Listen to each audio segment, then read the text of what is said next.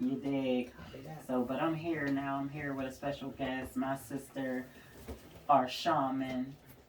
Copy that. In the house. My road dog. Healing MC. and building. Healing and building. Extraordinaire healer. No other gratitude. than Poma Chakmon Yahalahi. Peace, love, and light. Yes, I am the incense burner for our great ancestors, and I am their spiritual instrument. I got the wrong ones. Oh. Yeah, baby, baby. Let me run that back one more time. So, as I said, I am. Stop that one. Rewind. Take it back now, y'all. So, just to say, yep, so I can hear myself clearly and make sure that I'm not too loud. Mic check 1 2. Why can't I can't hear myself? Okay, I don't check, see my mic check. what. There's no movement on my mic. My mic sounds nice. Check 1. My mic sounds nice. Check 2. My mic. What do I push to get it right? It is right. It's just low. Turn me up. Turn me up. I'm a little retarded. I ain't had no sleep, bro. Forgive me. It's going on 25 hours. Man, 27, it's more 30. than that. Okay, it's up there. Mm-hmm. You know when you sleepy, you just be retarded. Just you retarded. Act funny silly. as ever. Just silly. That's how you stay up. Oh, until man. you crash. Okay. The crash is gonna be real. The crash is gonna be real. The crash is going to be real. So rewind. It's East Pomai Chakmam Yahalahi in the build. I am the incense burner for our great ancestors, and I am their spiritual instrument. I have duties, and our duties are to inspire us to go back to what it is our ancestors said is the foundation for life. What is that? That's earth. That's healing. That's nature. That's being one with the universe. Like, we all this, and we come from all that. We just all that. We great people, and it's like, get ourselves re-inspired to be the great ones again. That is my mission. That's what I do as a member of the Iroquois Confederacy of Aboriginal and American People with my granddad Ikhana. Cheer. That's how we do it. It's wonderful to have you back on the show. I'm not sure if you're my first repeat. I don't know. No, because I think Chief Ikhana came twice. Was you already? This is your first time? My first time was with the sister girl. Yeah. So this is the second. This is my second. Okay. Yeah. That's what I thought. It's your repeat. Yeah. It's the repeat. It's the repeat. I love it because I love having greats come back. You know what I'm saying? Because when you talk to somebody who's great, there's so much there that you can't unpack everything in 2 hours. It's not enough time. There's so much to cover because there's so much going on in the world, and there's so much history to talk about in the world. You know, there's the history, the narrative that's been pushed in schools, but then there's the real history that gets down to it, gets down to the nuts and the bolts of everything. I can't hear myself. You know what? I just wanted to start off the topic. I know, what is it, the paper that came out that was just secretly released. Oh, yeah. What is it? The decision. The Supreme Court draft decision, right? To opinion. Thank you. To abolish Roe v. Wade, right? Yeah. So when we really, I'm talking about us as the indigenous women, the women who are the melanated women, the ones even that identify as Black and African American. We talk about the indigenous women who traditionally, we had methods to deal with those kinds of things. If it was an unwanted, quote unquote, pregnancy through rape, or maybe the mother's life was in danger and the child had, we had to end the pregnancy. And we had ways to do that was non-invasive, as it relates to some methods that are used today, right? Not to say that I'm, knocking anybody who makes a decision to do what they need to do for the betterment of their self, right? I'm saying we had methods that were natural in nature, herbs. I'm trying to think of one herb, something purse. Not shepherd's purse. Shepherd's purse.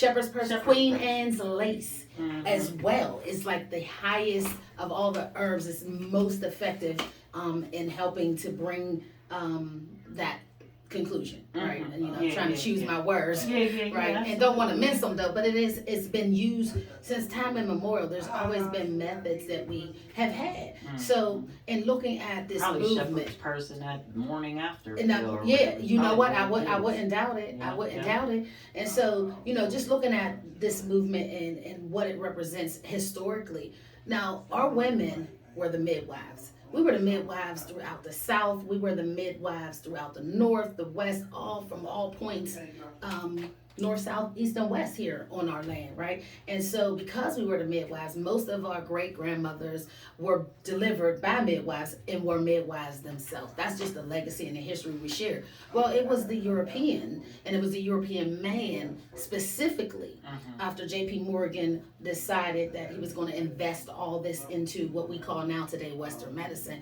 Well, they decided that this was something that they didn't want our women to do anymore because it was their women. European women came to us to help. We delivered their babies, right? Exactly. Wet nurses, the whole nine. And we also assisted them in what they call today abortions, to end or terminate a pregnancy. Let me use that word, to terminate a pregnancy for whatever reasons that they deemed necessary. They still came to us. It was the European male doctors who demonized the midwifery, right? But they demonized them, and then their women began to do back alley abortions, and their women began to die and suffer because of the back alley abortions. They deemed our natural work. The coat hangers. Yeah, they started. So the Handmaid's Tale was not our tale. That was not the indigenous woman's tale. It wasn't the quote unquote Black African American woman's tale. Although, you know, it was a blurred line. So it became our tale when they demonized our natural practices of how we dealt with things like that. So here we are coming full circle to this again. And I want to add something to this. The numbers or the statistics that are purported is that women who identify as Black and African American make up the highest percentage of abortions, right? So is this narrative? You know, so my whole point is these European women who never in the past had any care or concern about what our needs were need us to stand and be a voice in solidarity with them in this very issue, because the whole Roe v. Wade was because of European women dying. It wasn't because of melanated women. They never cared about our women. There was never, the government, as it stands, has never had concern about our women and if we needed to have abortions or if we needed to have good medical care and those kinds of things. When it became an issue for let's say white women, then it became an issue for all women because, of course, numbers matter. If we talk about the suffragette movement, and what was that, Sojourner Truth. They used her voice because those women who were fighting to get recognition from their men, it was their men who was oppressing them. European women were being oppressed by European men. So for them to overcome that oppression, their voices weren't being heard at the congressional level. So as they're fighting for equal rights back then, they're fighting to not have to stay home. Remember, they were forced to stay home. We never had that issue in our culture. You know, a lot of our women did stay home because that was a choice. You know, our men wanted to make sure that we had an easy life having the babies and stuff like that.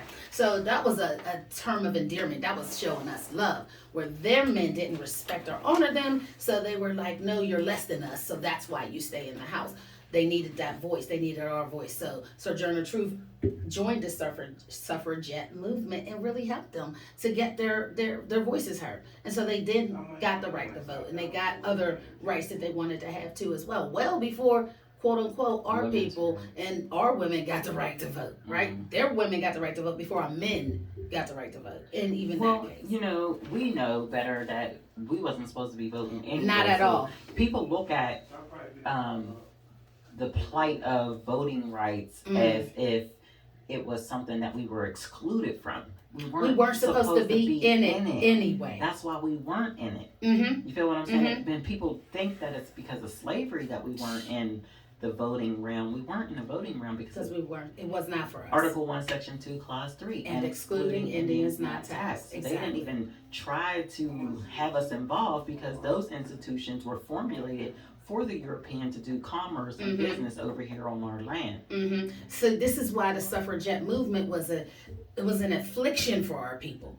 They got Sojourner Truth involved to get her voice. Her voice was a powerful voice, right? She won a case where her son was kidnapped from her, and so, quote unquote, he was bought off into a servitude position, and she fought Congress. She went to Congress and she fought to get her son back. Well, she did that, so they knew that she had a power, but she knew law. She was going according to law that they didn't have a right to have her child in the first place. So she was able to get her child back. And so these women looked at her as a model, a role model, somebody that could get their voices heard in a greater way. She was a great orator from what history says and history tells. The problem was that was a backdoor way for them to encourage our women and encourage our women to go home and say, hey, you should join this movement. And guess what? You should want to vote. You should want to be in this system.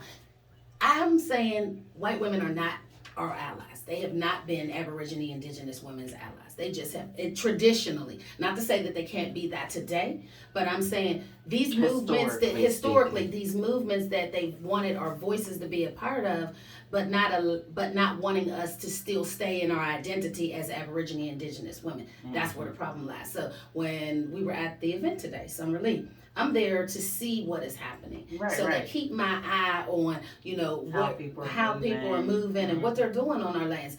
Not to say that I am a supporter of anyone who is running for a particular political position, but it is important to know, are they going to honor Article 1, Section 2, Clause 3? Are they going to honor their oath of office? That's why it's important for my face to be seen and be present. I want to know, are you going to honor that Article 1, Section 2, Clause 3 as it relates to our people? Because we're outside of your constituency. We're outside of what would be deemed residency, because we're not residents on our own land. We're not citizens and foreigners and immigrants. So our status is very different. To us right now are not even aware of what you're saying. So I want to go back and hone in on what you're saying so our listeners are able to digest what's being said. When you say we're not part of their constituency, give us a little meat and potatoes to that. Give a listening audience a little meat and potatoes to that. Because then they're probably scratching their heads at home. Like, what's that about?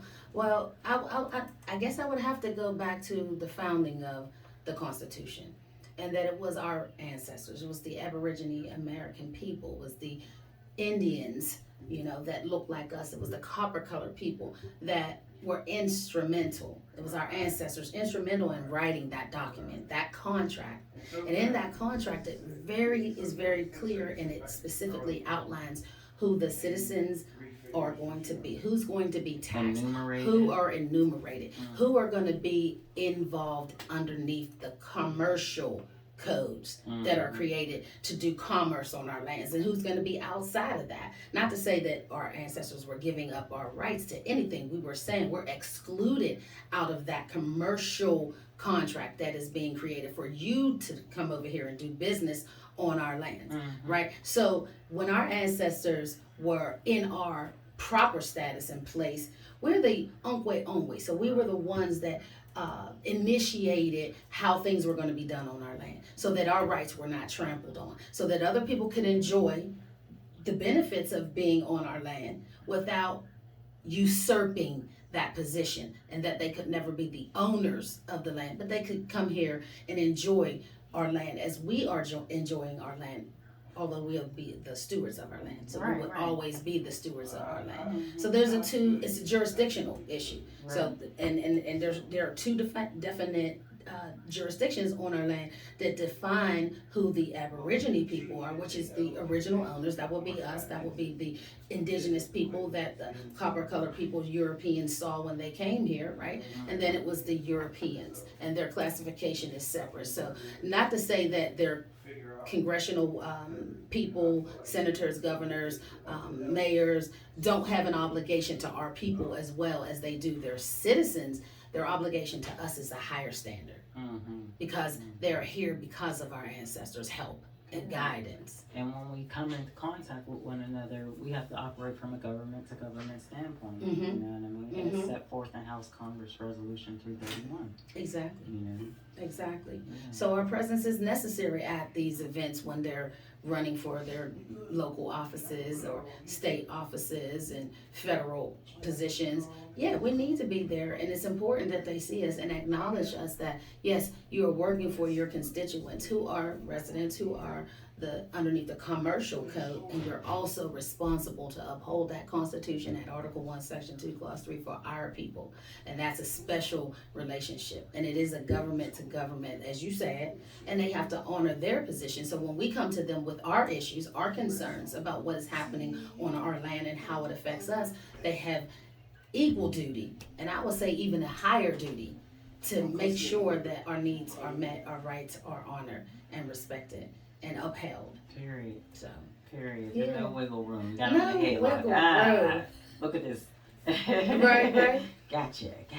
So how do you feel about Summer Lee and what she's representing, from the perspective of her policies, or not, the policies that she's speaking about and the different movements that she's created here in Pittsburgh? You know what? I really like Summer Lee. I always have since she came on the scene. You know, she just came out of nowhere. There was like no Summer Lee, and then all of a sudden, bow, booyah. Yeah. And come to find out today that her grandmother is a civil rights leader. So that was pretty dope. I had to go rub palms with her like you raised a firecracker at her. She's doing it. That bloodline is fire. She got a lot of she appeals to the working class people. She appeals to the issues that are really near and dear to people's heart. Mm-hmm. And when you do that, it's not hard to gain favor with those people because you're working for them. You're being the voice that they don't know how to be for themselves. So here you have this, she's probably all of 5'2". She's short. She's taller than you? Powerful. She's shorter than me. Okay. Okay, well maybe she's probably like 5'1" or something. She's a little fire. She's a little firecracker. But she packs a big punch. She lit that stage up today. Yes, she did. I couldn't help but to applaud for it. Like, okay, I ain't running or I ain't voting. I don't do none of that. But if I did, I would vote for you, sister. That's how I feel. If I did, I would definitely vote for her too. If I did, and it helps her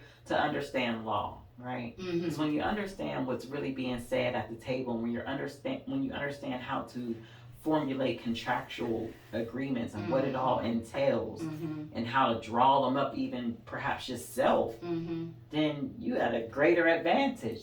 You had a huge advantage if you're able to speak to the issues from a lawful standpoint. Right. You understand what's really going on, and I know how to fix this. Right. Because here's how you organize.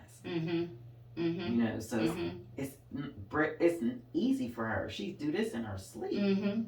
That's what she's been trained to do. Right. And she's very articulate in what the matters in which she has, hold near and dear to her heart. She fights for health care for all. Who wouldn't want health care for all? Exactly. That's a human right. Yeah, it's a human right for everyone to have access to health care and good health care, right? Not substandard health care. So that's a great talking point. I mean, if I was voting, if I was a citizen and I voted, I would vote for that particular issue. I would vote for her because how she stands on that issue, and she's very stern about it. The other issue that I'm really proud that she's taken upon as a mantle is the union. That union issue and representing, because if the people are going to work and if they're forced to work because everybody has to work on our lands as a part of their contractual agreement as citizens, then wouldn't it make sense that they would have some protections? Period. Or else what's the point? Period. So, that is one thing that I found very admirable too. And climate change. You don't always have, I mean, that's what they call it, climate change, or the climate issues that are going environmental. Let's wrap it up and summarize it by saying environmental issues. It's very rare that you have, nowadays anyway, because it wasn't rare, that's what we did innately. We took care of the earth because the earth will take care of us. And when we have that mindset and philosophy, I definitely want to get in her ear about deep sea mining. Because it's like you're down there disturbing stuff that you don't even know nothing about. That's one gripe that I have with the European mindset, I can't mince words or apologize for what's really real. What's really real is you are, and I don't have a problem with you being curious. I'm a curious person myself, so I respect that. But what I don't respect is just diving off the side and saying, let's see what this is about, and not knowing what the consequences will be. That's like allowing your child to strike matches inside your house. Right. Like, no. You wouldn't do that. No. Like, you absolutely wouldn't do that. So here you are, basically, what I would perceive as like being at the core of the earth, mining something that you have no idea what the ramifications will be for that mining. Perhaps that's what we're seeing happen now, with floods and things being out of balance. You know what I'm saying? You put chemtrails in the air because you want to control the weather. You have got the HART program, but you don't know how that's going to offset things, and things are offset. By now, look at the weather. I know. It's just now starting to get warm. I told my daughter the other day, we may have a month of summer, of a real summer. The way it's looking, we might have literally 1 month, a couple weeks of a real summer. My phone reminded me of a memory. I want to say it was in April. Yes, because May just started. It was in April. We were on the farm. Yep, and I remember. Yeah, that was the same. That was It was in April. It was in April. It was beautiful. It was sunny. Nobody had coats on. No. The children had short sleeves on. They were at the park swinging. It was a beautiful day. My phone reminded me too, and I was looking at it like, man, didn't realize that was April. You're right. That was in April. I'm like, what in the world? Wait, I just cut my heat off. Our entire April was rainy. It was damp and cold. And it snowed. You're right. I remember. And hailed.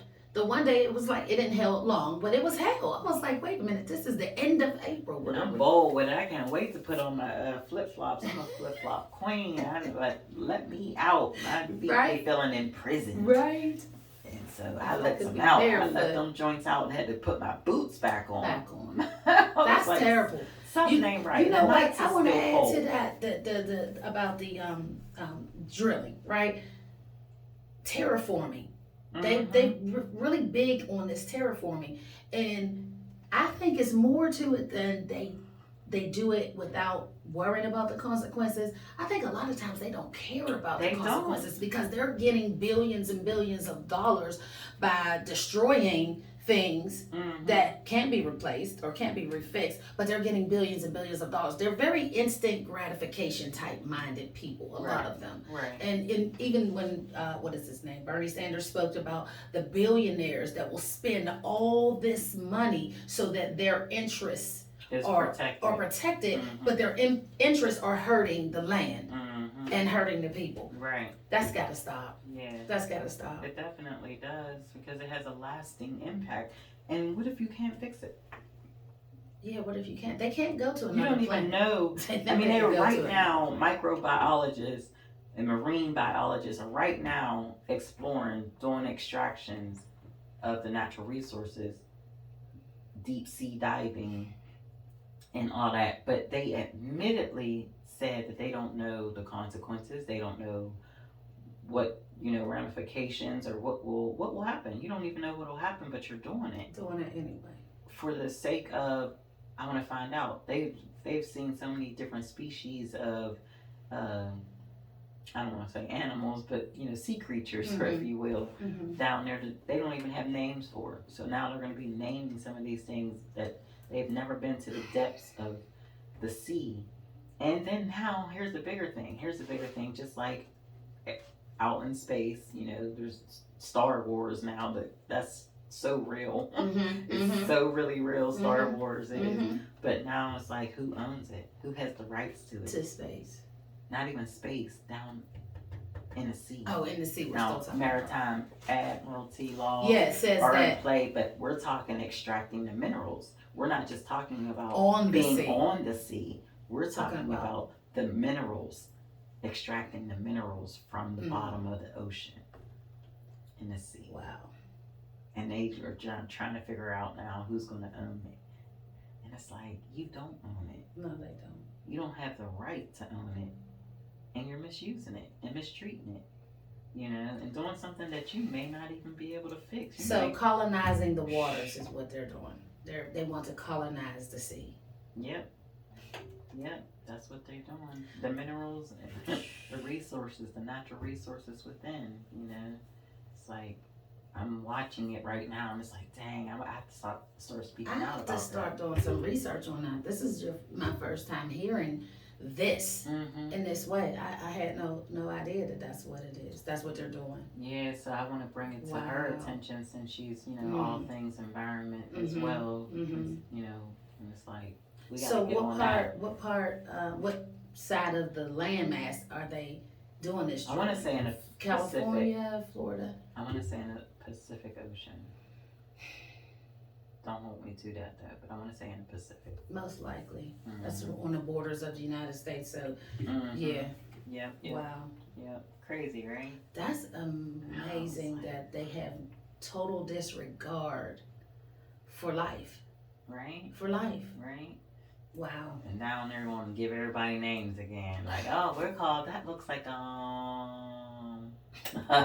you know what I mean? Wow. Like, dang, look, can I get some naming rights? Like, yes, some naming rights? Some naming rights, because dang, this is our land. These are our waters. These are our creatures, if you will. See, right. So who says that they get a right to do that? Right. Absolutely. We need our free, prior, informed consent to be at the top of Summer Lee's campaign agenda. Yeah. Yes. How about can we get some free, prior, informed consent? I got her cell phone number. We'll call her up.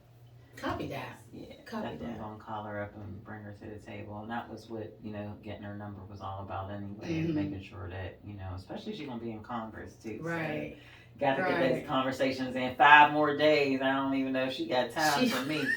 Look, I might have to go door knocking with her. You might have to go door knocking with her, talking while we walking. Talking while we walking. It was too cold for me to be door knocking, but I knew this is the only way we was going to get together. So we got 5 more days before election, and we might have to door knock with her a little taste. Listen, I'm not politically affiliated, none of that, but I'm going to pound this pavement. I'm going to pound this pavement. I don't vote, but don't focus on that. Don't focus on that. Right. Just, I'm here to pass out this little, I'm here for moral support. Something, I got the water, something. I'll do something with y'all. Right. Something to where I ain't promoting this. Not promoting it, just acknowledging that she still will have a role and a responsibility to our people, as the indigenous people here on the land. And we talk about land and resources, you're talking about indigenous people. Period. They go hand in hand with each other.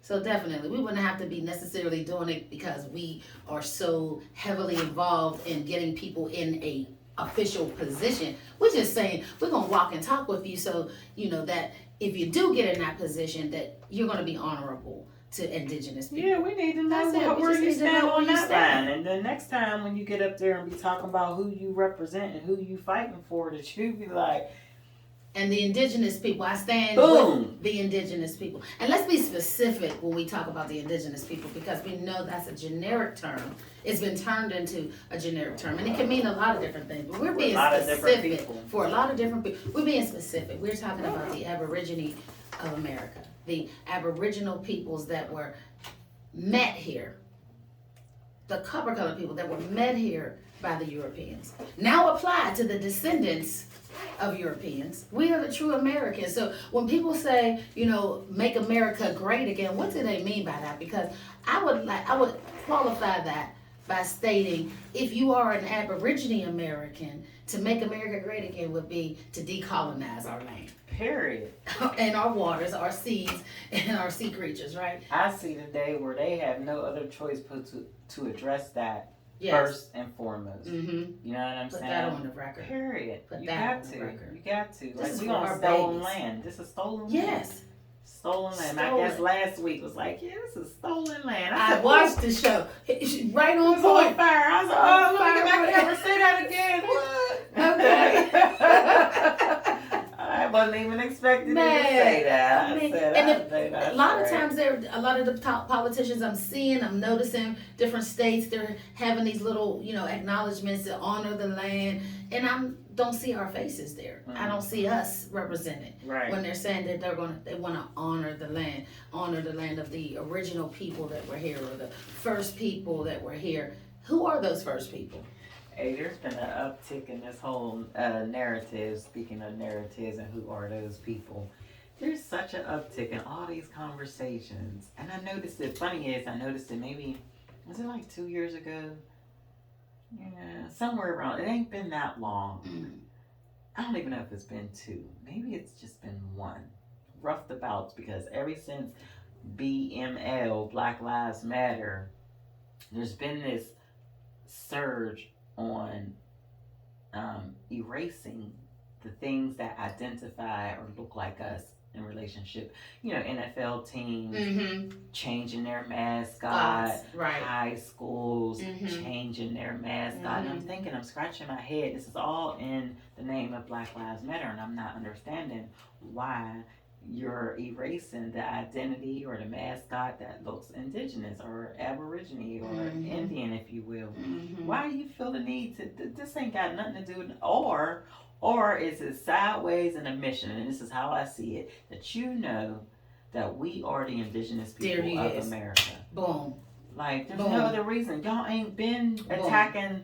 Let's be sensitive to the Native Americans. Like, well, if you're being sensitive, then let it rock out. Like, let it stay.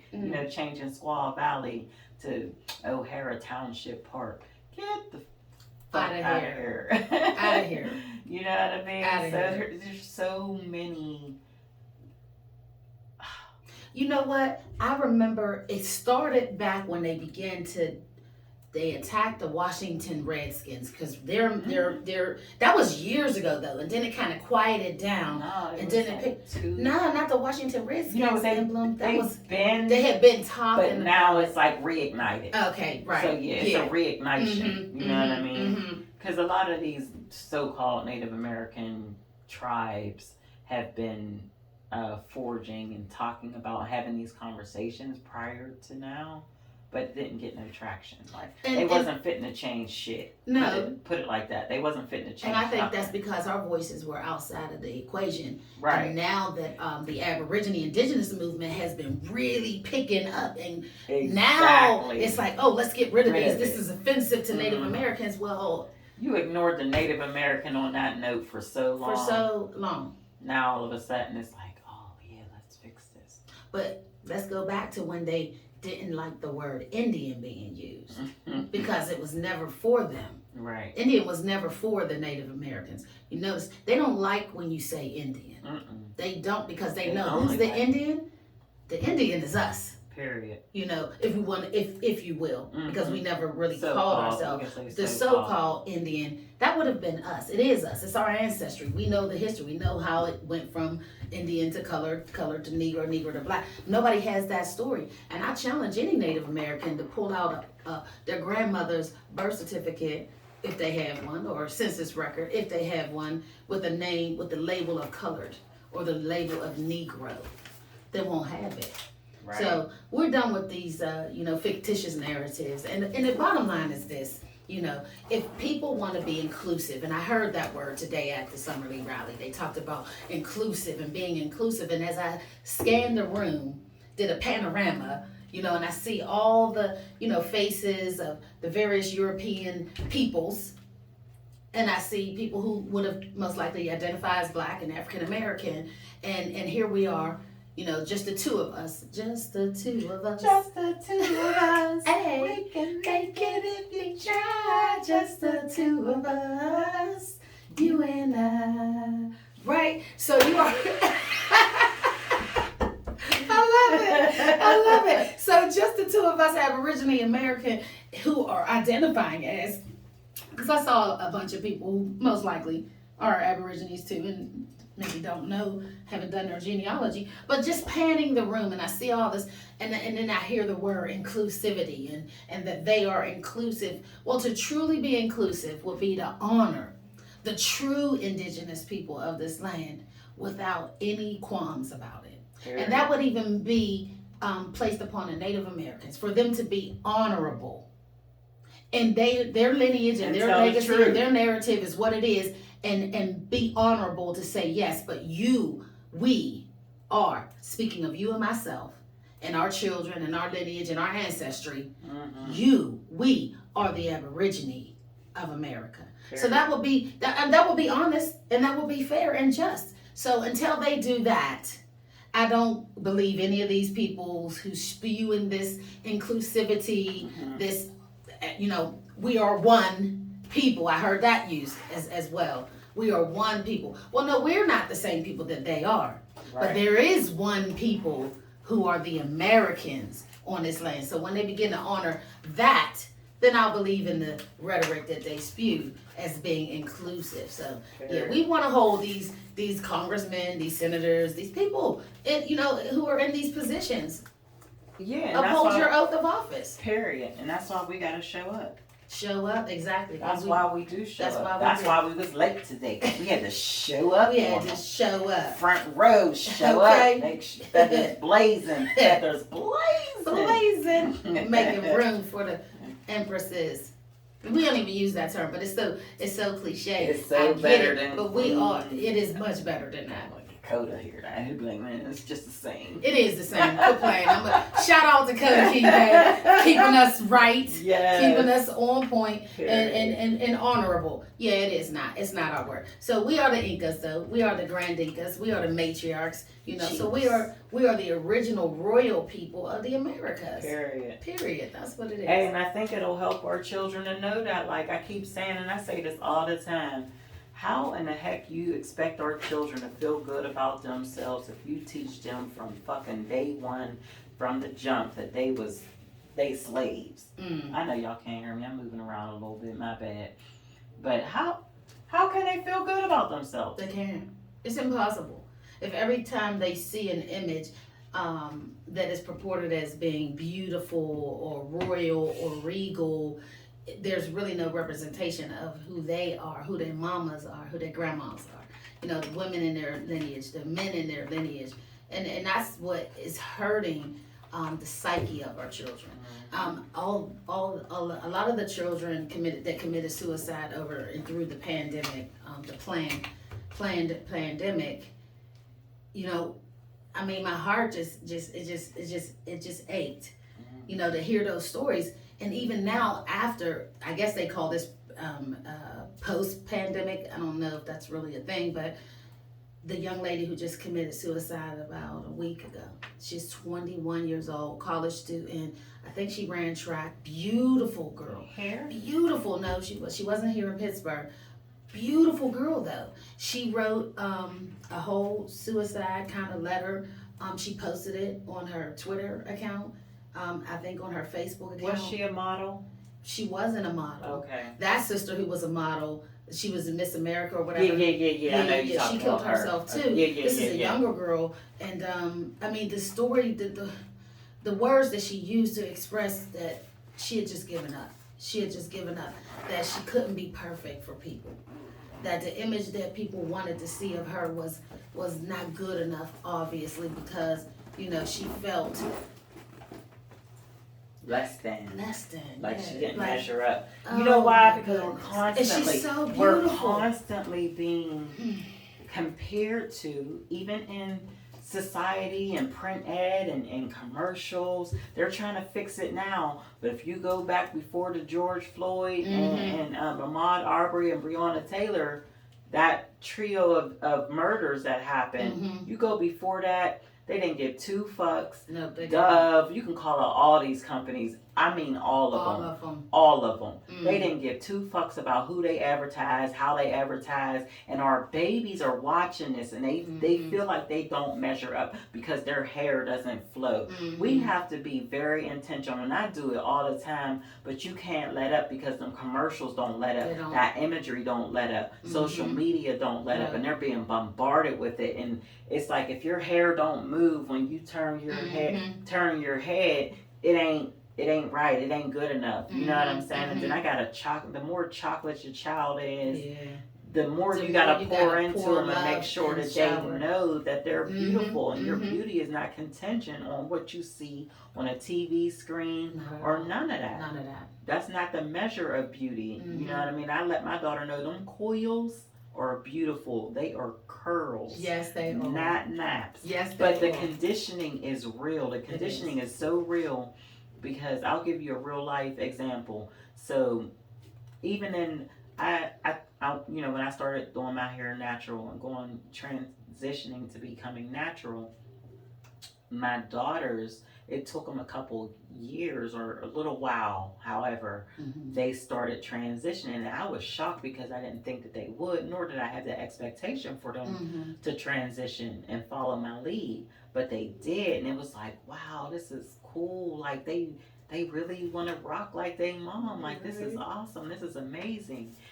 Going against the social norm even, and they were in high school. So that's a very important time for young people. You know what I'm saying? A lot of peer pressure, a lot of self-esteem building and issues and that. Yeah, exactly. And so it's so important. I can't even stress how important it is, especially if you got the darker your child is. I make sure I made sure I got the whole array. Rainbow. Yeah, I got the rainbow too. My lightest one. Hey, you ain't better than nobody. That inner beauty is the best thing you got going for you, baby. Inner beauty, have inner beauty, and she's so sweet. She is. She's so humble. She is. You know what I mean? Both of my girls, older girls, are very humble and sweet. One is a little feistier than the other, but she's still sweet. She is a little feisty. I love her. I love all your babies. But that's my rebel rouser right there, because I be talking to her about everything. She the definite rider. She goes, Mom, I'm on my way. That's her. Man, she coming. They all coming. They all come for real. Yeah, indeed. That's beautiful. Pour into our babies, because there ain't nobody else pouring into them, and they control the media. And speaking of media, we got to hold media accountable for how our babies are portrayed, our men are portrayed. You feel me? Because they're directly responsible. There's so much going on positivity. Why ain't you out here covering the positivity? Well, because it's a part of the agenda. I mean, I know that. And so you got to call them on their You got to call them on their shit. And so I'm going to create platforms, and I'm going to use this platform to bring the youth in, to be able to engage with them and show them in a positive light, a positive depiction. That is the thing that I thought of maybe, like 7 or 8 years ago. And I had somebody create me a logo before I did my own logos. I could not wait to learn how to do my own stuff because I couldn't communicate your vision. My vision. Yeah. And, a lot of times like, well, just, make something so I can look at it. And then it'd be something that I totally don't like. It ain't communicating positivity. How you going, I get it. There's a target on it. You came up with a target. That's what you got? Like a bullseye target? Like that's not. No, really. Communicating positive depiction. Yeah. But I used to post, dads with their children and stuff, and being intentional about that to counteract the negative imagery that our children are seeing of themselves. So now, what do you expect out of these babies? You give them no hope. You give them no aspirations for anything. Us as adults, as their leaders, their guiders, their parents, if you will, quote unquote parents, we guide them and we nurture them and we give them, hope. But they go outside of our home. Sometimes they're in these schools that are tearing our babies down. Yeah. They are not pouring into them. You can have, I pass and I'm calling any and everybody out. You don't like it, come see me.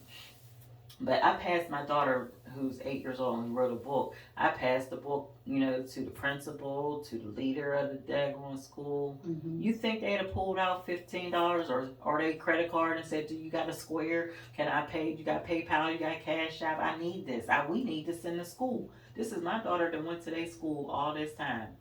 Now, when she got there, she was a homeschool child.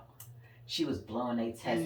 She was testing above the radar on the test. Like the highest score, she was superseding the highest score that they could possibly give her because I had prepared her. Exactly. These schools give you a slow grind. They slow grind the children. They ain't really teaching them nothing but to be obey. Yeah. That's all they teaching them. Follow directions. Yeah, and if you get out of line, we nailing you. Yeah.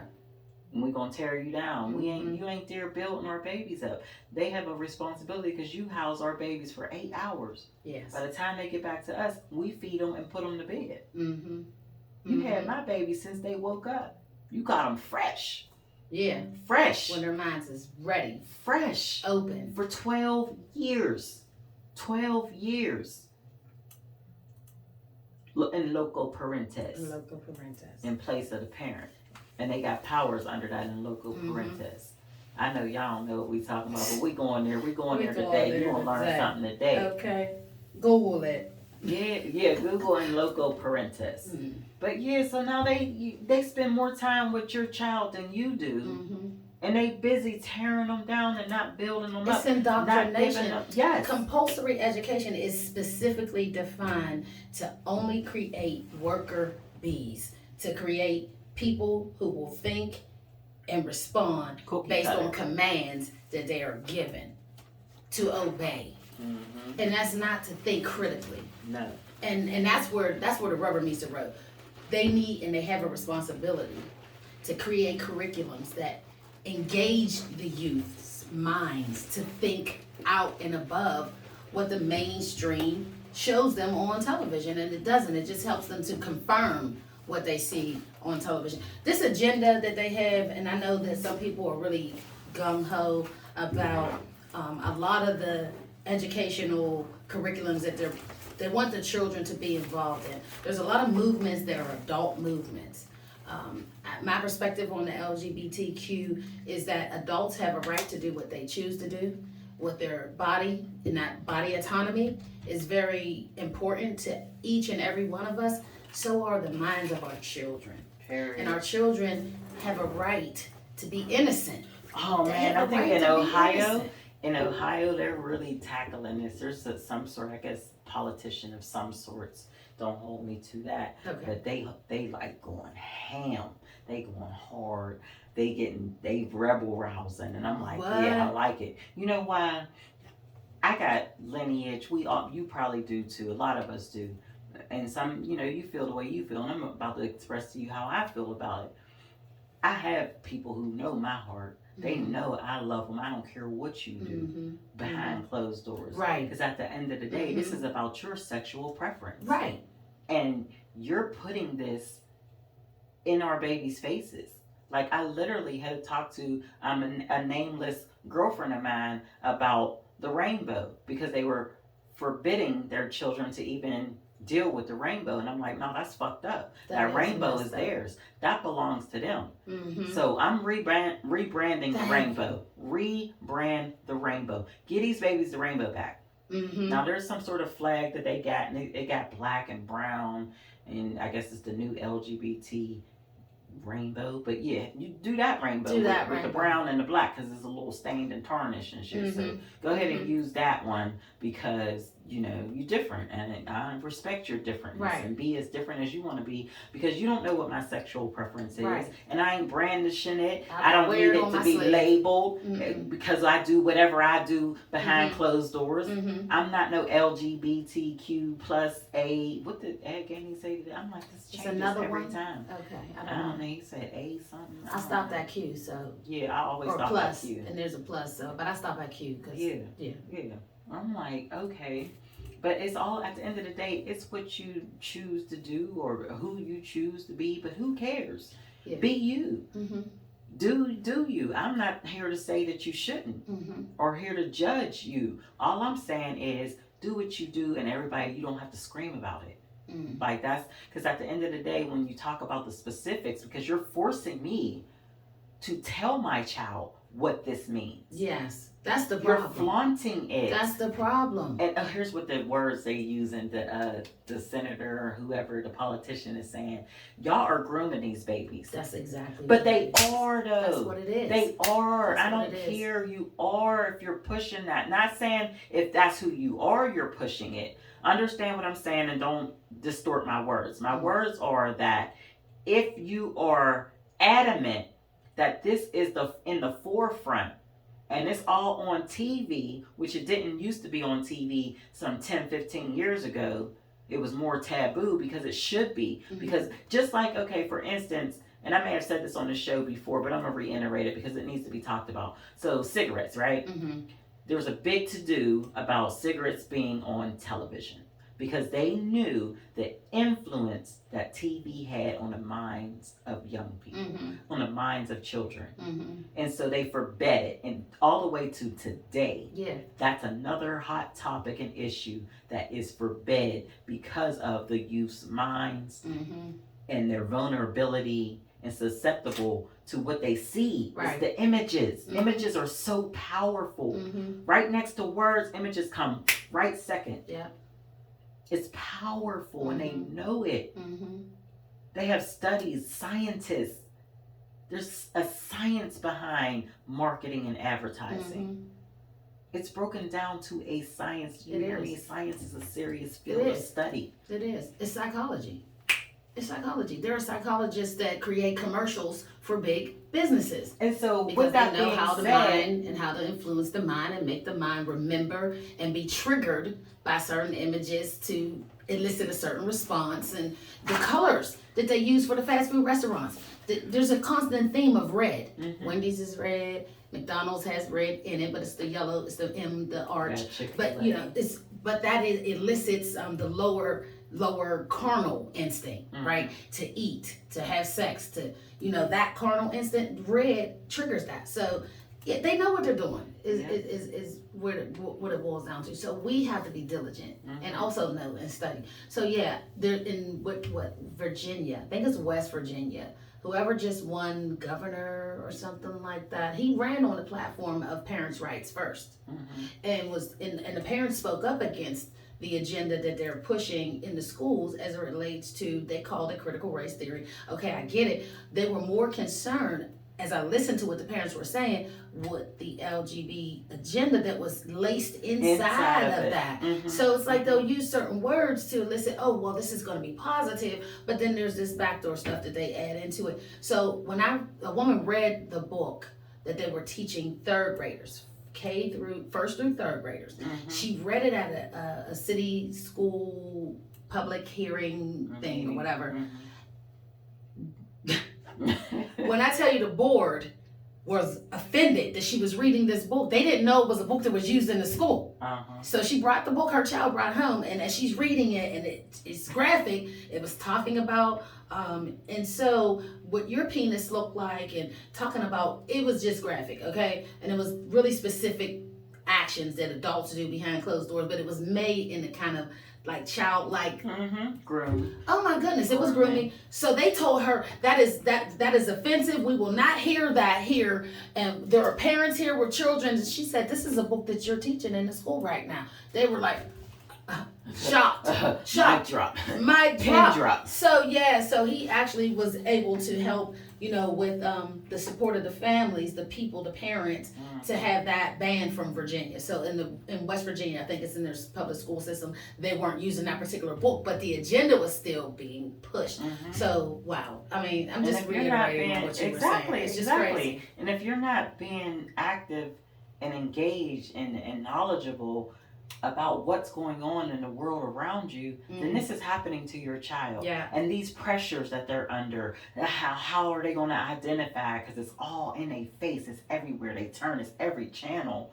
Because now it's like inclusivity. There got to be somebody expressing their gayness on TV. When Little Richard, we knew what was going on with him. He wasn't like, I got rights, and this is I'm gonna wave my flag. He might be waving the flag now because it's all popular and all this other stuff. But the point of it all is these young minds are being developed. Their frontal lobes are still developing. They don't know what they want to be. It might be that they might have got touched by somebody of the same sex, but that don't make you gay. Right. And can we use the word homosexual, please? If we're it doesn't make because gay is happy. I know that's and right. I want the babies to be able to use the word gay, because I had a whole bunch of gay times. My whole life. I was gay and happy. Okay, and never used gay as a happy word, but I'm just saying it is. I do know that's what it means. Right? Yeah, but that doesn't make you a homosexual, right? Just because there's something that happened that maybe shouldn't have happened. Right. You know what I'm saying? That doesn't define who you are. Even if it was a molestation that was a man-woman, that still doesn't make you, quote unquote, you're a hoe, right? Because this thing happened to you. You might need, in all incidences, you might need counseling. To overcome some of these traumas, but that doesn't define you. And more often than not, there is education, there is counseling that helps navigate that injured, child who has been molested, who needs to understand it wasn't their fault and things of that nature. But there's nothing there for these babies who are confused as to what they want to do.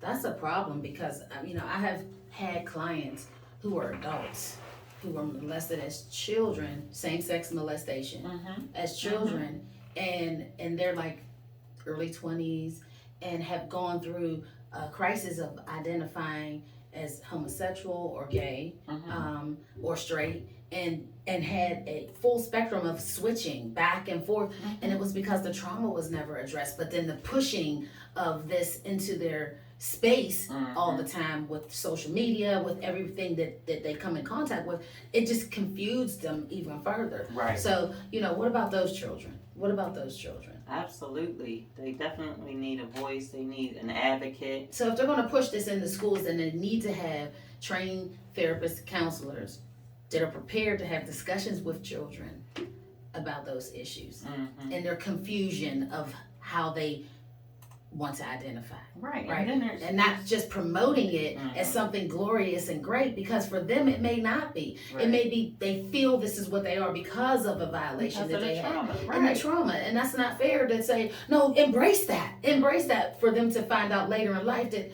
that's not really what they want to be. But they've now lived a whole life of conflict, having conflict, and maybe even acting on it. And now they feel even self-worth is low because they're like, oh, I never was that, but how can I recover from that? I can never get back my innocence and all those things that happen. So it's definitely not, it doesn't serve a place, this movement of education as it relates to LGBT in the children. And they are only arguing against first to three. I think that's the bill that DeSantis had passed in Florida. That they're not going to third grade. First to third grade. They're not going to teach LGBT information for first to third graders. But there was an outcry of Disney even was outcrying, saying that's wrong. We support this agenda to be in the classroom from 1 to 3. So I'm looking side-eye at Disney. But then Hollywood is the number one pedophile ring. Yes, they are. Known on the globe. Yeah. It is what it is. It is immersed in pedophilia. Look at what happened with Epstein and how they were it was norm though. It's the norm. It's in the cartoons. It's the norm. It's in the cartoons. You gotta watch the cartoons with your children. And what they do, because it's on the subliminal level, is this very insidious how they put it in there. And you can miss it if you're not careful. Yeah, and most times you do miss it. So children, and it embeds itself. The Lion King is one that I've always kind of pointed back to. There's a scene where Simba is on the mountain and he lays down because he's talking to his ancestors as a lion or whatever. But he lays down on the top of the mountain, puts his hand here, and dust flies up in the air. Well, as the dust flies up in the air, it spells the word sex. But if you're just watching it, you're watching it for the cartoon and the animations and everything. You don't see it. But if you slow it down, the reel to reel, it actually spells the word sex in smoke. Why is that there? Crazy. So yeah, I mean, the pedophile agenda is real. It's very real, and these are multi-millionaire billionaires that control industry and control media and what gets, cut on the floor of the production room and what makes it. So we have to be diligent. Yeah, and definitely be mindful and talk to your children. Definitely have to talk to your babies. Get them counseling if anything has ever happened to them. You know what I'm saying? And, reassure them that this doesn't define you. Right. It doesn't define you. And I know a lot of people I grew up with who are the way that they are because they wanted, to avoid being attractive to men, so now they dress like a boy. Yeah, because it's a safe zone. You don't want to bother me because I look like this. Right, I look like a boy. I get a lot of that. Like I have friends who've confided in me that this is why I am this way. I grew up with some friends like that too. It's unfortunate. Yeah. So. But I mean, I grew up. I didn't know the term homosexual, right, as a child. But there was a guy in our community, and I just thought he was just really interesting. I just thought he was interesting. He was really hilarious. I laughed. I mean, he had his whole little swag that was kind of feminine. I never looked at him as anything different because he didn't push that in my face as a child. And I was younger than him. He was much older. Right. But he was just a great, kind guy in the community that was different. Right, right. So there's nothing wrong with being different. It's when you push it on children who don't have an opportunity to identify, to figure out their own self, their own stuff, and go through peer and growing up and all the different stages of development. And you're pushing this on them, and then they get confused, and it's just absolutely. Well, we're here to be the voice for the babies. Oh yeah, we got to. We got to protect them. Absolutely. Let's talk about this inflation. Man. Okay. If you travel in a truck today, how y'all feeling out here? Oh my goodness. And I love trucks. I've had quite a few in my life and times. I love the big boys, right? Right. I don't want no big boy right now. Listen. That big boy come with a big price tag. Listen, I seen someone fill up they had not an SUV, like a trailer, one of those campers that you can travel down the road. Oh yeah. $700 and something odd to fill their tank up. It just kept going and going and going, and he was just like this, like tears was coming down his eyes. I said, "You about to put that up and park that, right? You ain't about to be traveling and not too much." But the SUVs aren't that much better. I think someone was like, "Yeah, it's costing me like $200 and some odd to fill my SUV up." Really? That's a hurt piece. That's a hurt piece. I watched the news interview. They were interviewing people at the gas station. I think it was in down south, some state down south, and they were asking them how did they feel about the price increase in the gas, and he was like, "Well, we used to take the children out every weekend, like to go to the park." He said, "We've been staying home and just sitting on the porch lately." Like that's real. Porch view, that's real. That's real. In porch view. Shout out to everybody trapping in porch view. Man, it's crazy because it's like, okay, let's say you already scaled down your lifestyle, right? Mm-hmm. You scaled down simply because you wanted to live a modest life. Right. You know what I'm saying? Not something over outside beyond your means or anything like that. So if you already scaled down and inflation kicked in, you in trouble. Big trouble. Because you already like, okay, I'm good. I got this right here. I got this. You already, you might buy the store brand detergent or whatever have you, or the whatever type of toothpaste and your soap and your toiletries. You got this. So, but you can't downgrade no further than what you already done downgraded. People are having a problem deciding what bill to pay because gas comes first. They have to get to work. They got to get to work. That's not an option for them to say, "I'm going to cut back on my gas," because no, they got to cut back on food now. Or they got to cut back on whatever else. Whatever it is. Healthcare, people's health fails because of it. And it's like terrible because you definitely like, man, I'll get that medicine some other time. Because I got to get to A, B, and C. Right. And back. I got to have that roof over my head. Yeah, it's problematic. I don't know what they're going to do to address it. I know that's an issue that they really need to think about. Now, but, okay, so since we're talking about this gas issue, as Aboriginal Indigenous women, and drilling and utilizing our resources, how do you feel about that, though? Because, first of all, most of the gas that they're drilling and that is coming from the Americas. It's coming from here. And then to turn around and the slap in the face is, now we're going to raise the price that even the everyday working people can't even afford. Is just, and like my big thing is, who gave you the rights to it? That's what I'm saying. Like, this all happened during y'all little pilgrimage over here and y'all little exploitation of the land and the resources. Exactly. So if the land don't belong to you, then nor do the resources. So nobody's calling. I mean, we calling them on it, but it's like they ain't used to it, but we still calling them on it. Still calling them. Can't say that you didn't. And when the United Nations get involved, and let's see what they got to say. If they're gonna be honorable, we already know everybody's one hand's feeding the other. So sometimes you get a little justice, sometimes maybe not. I don't know. What about the farmers? How about the farmers now? There's the Black Farmers Alliance or Association, or some kind of title. He was on Fox News being interviewed saying how the farmers are really struggling. All the farmers are struggling, right? And it's because of the gas prices. And then the fertilizer. A lot of the fertilizer they get imported from, I guess they were getting a lot from Russia. Wheat they were getting from Russia, but some of the fertilizer they were also getting from the Ukraine and other places. And because of gas prices, all those prices have gone up. I think he said he's paying $900 for a ton of fertilizer. And I guess I don't know what fertilizer costs by the ton, but he said that was expensive. So it's increased. And then transporting food across country. And that's becoming problematic because the gas is expensive and that's going to raise the food prices, which is also happening. So this is a conundrum that their government administration has created off of our land and our resources. They're just trying to choke out the people who's left who ain't. Yeah. Especially if you ain't in the system. Like, you ain't getting no stimmies. Yeah, you ain't getting no stimmies. Man, they trying to choke you out. They trying to choke you out. But you know, we survive. Listen, we gonna make it through. That's just we always. Hey, the pizza. Have you had a pizza lately? I have not, like from the pizza store.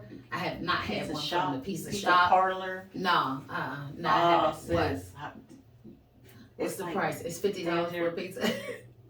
Just don't go to the one spot. I'm calling y'all out because y'all is just fucking wrong. Ridiculous. Damn pizza at 8 cut. I swear, sis, I'm not making this up. You know where Wendy's is on Bond? This pizza shop in the corner. It's on Center Avenue. Center. I ain't gonna lie. The pizza's fire. Center. Sis, repeat after me. The pizza is fire. It's fire. It's bomb. I ain't gonna lie. I can't stun on them. If I'm gonna talk about you, I'm gonna tell the truth. The truth. Hey, the pizza's bomb. But $40 for an 8 cut. You's a damn lie, sis. I said 50 because I was joking. Kid you not, $5 for one slice. Did you say $40 for an 8 cut pizza? So how big is it? Is it like this big, like the size of a birthday cake? No.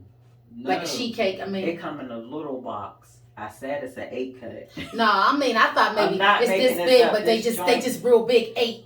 Look, big I was at slices. My washing machine breaks. I was at the laundromat, right? I'm at the laundromat. I'm like, man, I'm hungry. I might as well eat. So I took my baby girl. I'm like, let's go get some pizza. Go in that joint. Now I had it, but you're not getting it. But you're not getting I'm not it. giving you $40 for an 8 cut pizza. I did take the one. I took the one, and it was kind of a big slice because it's. I think. Wow. Me and my daughters put that pizza. I was like, I won't. I'm not giving them 40. I wanted the pizza. And after I ate it, I was like, it's so good. I'm not giving them $40 for an 8 cut. I kid you not. $5 a slice, sis. Kid you not, but it's fun. Okay, I mean, as a treat, I'm going to give you $5. I'm going to give you the $5 for this slice because I'm treating me. It's a treat. But it's me and my babies. I'm not giving you $40 because I'm gonna go to the store and I'm gonna buy some good tomato sauce. You know, I'm gonna buy some mozzarella cheese and maybe I might mix it up and do some some other. Yeah, you know what I'm saying? Get some onion, get an onion and tomato. You know what I'm saying? They even got the dough at the store that's already made up for you. All you gotta do is just roll that baby out, put some olive oil on it. You know what I'm saying? And throw the cheese on it. And I'm not giving you $40. Right. For 8 slices. Man. No, sis, I don't believe that. No. I don't believe that. I don't believe that. I don't believe that. Not today because we on fumes, but we're going to go one day. I don't believe that. I swear. Sis, Ask Tia. $40 for an 8 cut. Now, you must have had like 20 toppings on that sucker. No, y'all must have had some imported, I don't know, pepperoncinis. Like, I don't know what y'all, I know you vegetarian, vegan, so I know it wasn't illegal. Some onions. No, you had to have some portobello mushrooms and you had to you had to have some maybe I don't know what you had on that. pizza, but onion. you was a lie. I was scared to even It's like, say I wanted an onion on that joint because my thing is onion and green pepper, but I was like, ooh, I just need to get onion. They said $40. $5 a slice.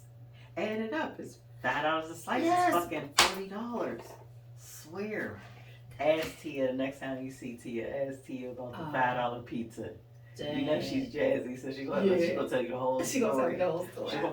She gonna look at you like, girl. Let me tell you about this $5 slice that was $40 for the 8. You know where Wendy's is at? It's that pizza shop. You know where Wendy's is out on Bond. On Bond Boulevard, yeah. So go on Center. On the opposite side. Where Panera Bread is. Panera Bread. It's the pizza shop on that corner.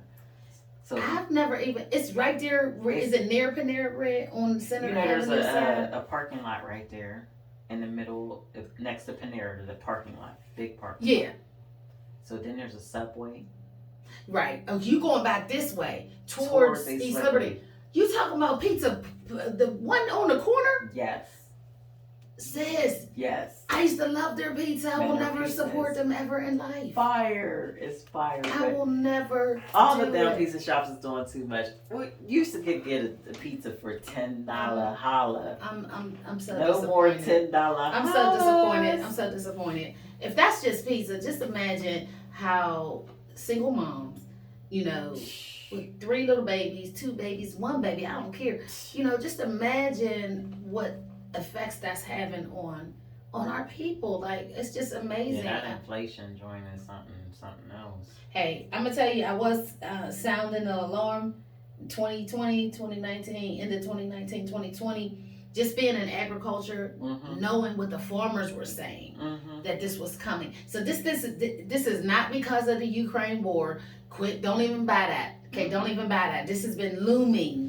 This has been looming, and the farmers have been crying out. They need more assistance, financial assistance, because they don't even break even. Like, they're literally farming on subsidies. They get subsidies to stay in business, to grow this food for the people, because there's so many people to feed, right? And most people have gone away from, and let's talk about us, our traditional ways of just, everybody had a garden growing up when I was a child. Period. Wasn't a giant one, didn't have to be, but you was growing some lettuce, some greens, greens and cabbage and peppers and onions was the staple. Right. You know, some people had tomato patches, not too many people had tomato, but you had the staple, the green peppers, the onions, you had the cabbage, you had the greens, you know what I'm saying, you had the potatoes, and that was staple food. People got away from that because of, you know, commercialized supermarkets, right? I'm telling people, we gotta get back to that. Oh yeah. Even if it's a small scale, just you know, just getting back to that. So here it is. Everybody is dependent on farmers, and farmers are not being subsidized the way that they used to. And the government is telling them to burn down farms, burn down crops. Like, what is that about? Oh, I wanted to talk about that too. Talk about the like, I guess like they burning stuff just to burn it, like forest land and farmland, like controlled fires or whatever. That control. Do you understand it? Could you shed some light? So what I know a little bit, and I wish Coda was here because he could go into more elaborate. As the Mayans, the Olmecs, the Aztecs did control fire burning, but it was done in such a way so that as it would grow back, it would create nutrient-rich soil. Okay. Right, and that only happened based on the weather changes, right? So if it was going to be a drought, they knew that could potentially be a worse fire, so they would control burn, right? So that was beneficial. I don't think what they're doing today is that. I think they do control burns for some other nefarious reason. It's not for that reason though, because they don't turn that soil back over into farmland. They don't. It just sits barren, right? So I don't know why they do it, but yeah, I can't even answer that. But I know we did it for a purpose, and it was for creating nutrient-rich soil. When we knew there was going to be a drought coming, we would get rid of that so that the next season, after drought season, that soil would be nutrient-rich, and we would move back to grow back in that space again. It was a different thing. I don't know what they're doing, sis. I can't even call it. All right. Well, you at least shed some light on, you know, the whole control burn. Yeah, well, what's in California is not that. It's not that. And a lot of people are saying they're burning it because it's near certain homes and they want to take over that area again. So burn the people out and then raise the value of the land. After you see what I'm saying? Same thing they do, gentrification. Yeah, it's their way. I feel like if anything, that's what it is. Fire gentrification. Fire gentrification. I'm not surprised. They don't. They don't. Is there a button for that? Oh shoot, that's my new joint. Oh shoot, I like that one. What we got?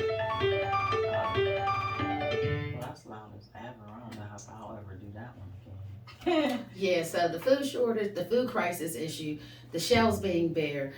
Formula. So you've heard about the baby formula. Oh my goodness, yes. But how about I seen so these conspiracy videos. Crazy. Bill Gates is sponsoring, funding, whatever, something of creating artificial breast milk. Sis. Artificial breast milk. Put millions of dollars into this. My list of things to talk about. I'm glad you brought that up. Artificial breast milk. What's that about? To replace formula. So, this is what I wanted to say. All of these billionaires purporting to buy our rich farmland in the southern part of the land. What's that about? Bill Gates bought all this land. Nobody can buy our land. Okay, we know that. So, according to their commercial system that they have, he got this land. He got control of this land, and I don't know how many hundreds of acres or thousands of acres it is. And one of his missions is to grow artificial meat. I don't know what that's about. Create this artificial meat to flood into the market for people to consume. So if you never watched that movie, Soylent Green. Soylent Green is a great movie. It was made in the 70s. Text me so Charlton Heston played in it, and it's Soylent Green. And in the movie, there's this shortage of food. So reminiscent of what's happening now. So it was food shortage, and so they created this fake food, right? That was supposed to be healthy and help people to survive because there was a shortage in meat and I guess vegetables too.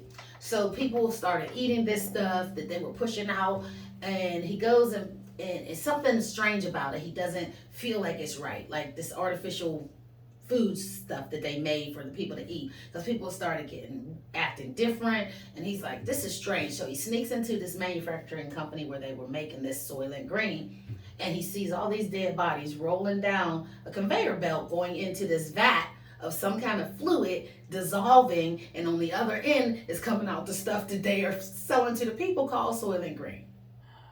Wow.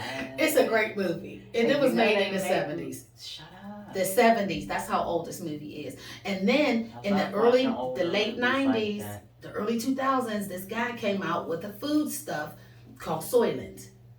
And it was a liquid food, like what is that, that people eat? Ensure, okay? It reminds you of something like a bottle of Ensure that elders eat, that has vitamins and minerals or whatever. Yeah. So it reminds you of something like that. It was in a bottle, it was a liquid form, and he called it Soylent. And it was supposed to be a meal replacement. Well, it didn't take off. But he did push it and push it and push it. They do these things, it's called control programming. So they'll put something out to get people kind of used to it. Oh, I heard about that. And then when they really expose it to the people, then it's just like natural. They feel like, oh, this is something that's okay, because in their subconscious, it was already programmed. Right, but they don't realize that they were just programmed. So I don't trust any of this Beyond Meat. I was going to say Impossible Meat. Impossible Meat, and yeah, it's impossible. It's impossible to go in my mouth because I'm not. I don't want nothing that says it's impossible.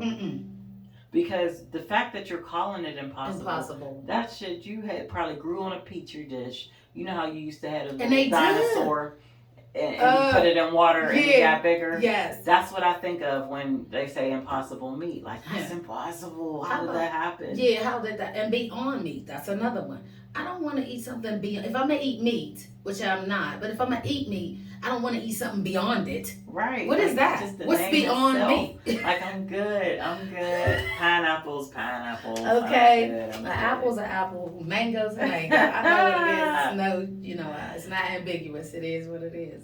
Hey, that's my time. It's 9 o'clock. Oh, shoot. Thank you for tuning in to Conscious Vibes. I hate to end it on y'all like that. I'm gonna do a little bit of behind the scenes on the live. So if you're watching live, stay with us a little longer. But thanks for tuning in to Conscious Vibes. I am your host, Chief Ikhana. Check me out every Thursday from 7 to 9. If you want to enlighten yourself to something that you don't get on a normal day-to-day basis, make sure you tune in. We're going to cover all things that the media is not talking about. We're going to enlighten you. We're going to grow your mind, your body, and your soul. So tune in on Thursdays from 7 to 9. And on Sunday, you got Nick Nice with the Time Machine raging from 6 to 8. And On My Grind from 5 to 6 on Monday. Check them out from 5 to 6 on My Grind. And on Tuesdays, Grind Mode Radio Live presents My 2 Cents from 9 to 11. Call in live if you dare. And obviously on Thursdays, check me out for Conscious Vibes. And on Saturday from 12 to 1, Love is Love. I am your host, checking out Chief Ikhana. Peace, light, and love in La Kalakain. In La Kalakain. That's what's up, sis. Mm-hmm. I didn't know what we was going to be talking about. It was just vibing. We kicked it. It was just vibing. Let me call Rara. She called me 44 minutes. Okay.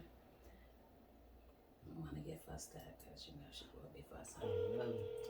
Like, Mom, Ikhana kidnapped me and had me come to her show. Okay. I was on my way to you. Me, just good gracious, tell her I needed you. Hey, Mommy, I'm with Ikhana. We're at her show, which is right up the street around. Oh, let me come out here. I'm still on live. Let me go step out and talk to my mommy. I know that's right. Well, it's been real. We had a full day today. Yes, way full. So I'm going to sign off. You know, I normally do a little bit behind the scenes, but thanks for tuning in. I appreciate you. Hopefully you got a little bit of enlightenment here today. And if there's anything that you want to know more about, send me an inbox at Chief_Ikhana. Send me an inbox and say, hey, talk about this. I heard this. Maybe I'll cover your subject on my show live. So again, get at me. Grind Mode. Shout out to Grind Mode Radio Live. Thank you for the opportunity to for allowing me to enlighten people. You know what I mean? A lot of people don't get privileged to a lot of this information. So I hope that you're enjoying. Please continue to tune in. I appreciate the support. Checking out Chief Ikhana. Conscious vibes. Boom.